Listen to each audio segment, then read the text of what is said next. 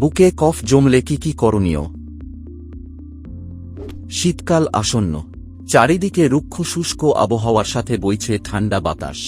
তাই অনেকেরই ঠান্ডা লাগছে আর দেখা দিচ্ছে জ্বর, সর্দি, কাশি ও বুকে কফ জমার সমস্যা। কি করে মুক্তি পাবেন এই সমস্যা থেকে আসুন জেনে নিন। হালকা গরম জলে 2 চা চামচ লবণ মিশিয়ে গার্গেল করলে গলার কফ দ্রুত পরিষ্কার হয় এবং সংক্রমণ কমে। আদা চা কফ পাতলা করতে সাহায্য করে এবং শ্বাসনালী পরিষ্কার রাখতে সহায়ক। এর সঙ্গে সামান্য মধু মিশিয়ে খেলে আরও উপকার পাবেন। আদার টুকরো চিবানো বা আদার রসের সাথে মধু মিশিয়ে খাওয়া কফ পরিষ্কার করতে সাহায্য করে। কিছু তুলসী পাতা চিবিয়ে খাওয়া বা তুলসী পাতার রসের সঙ্গে মধু মিশিয়ে খেলে কফের সমস্যা দূর হয়।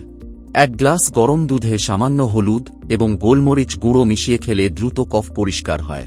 বুকে কফ জমা একটি সংক্রমণের লক্ষণ। দীর্ঘদিন ধরে এই সমস্যা চলতে থাকলে দ্রুত চিকিৎসকের পরামর্শ নিন। এই রকম আরও ভিডিও দেখার জন্য ডাক্তার বাবু চ্যানেলটিতে সাবস্ক্রাইব করুন। ধন্যবাদ।